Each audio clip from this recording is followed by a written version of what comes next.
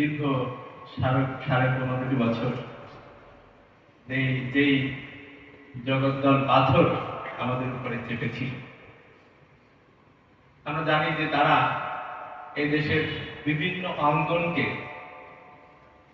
নষ্ট করার জন্য প্রচেষ্টা চালিয়েছে, নষ্ট করেছে। অর্থনীতি বলেন, রাজনীতি বলেন,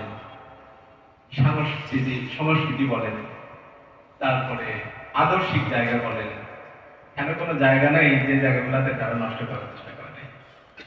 শিক্ষা ব্যবস্থা বলেন, এই সমস্ত জায়গাতে এমন ভাবে তারা আষ্টপৃষ্ঠ জিনিসটাকে জড়িয়ে ফেলেছিল, মানুষের কাছে, আমাদের কাছে মনে হতো যে এই জগদ্দল পাথর থেকে আমাদের মুক্তি কবে হবে, সম্ভব কিনা, এরকম মানুষের কাছে একটা কোশ্চেন তৈরি।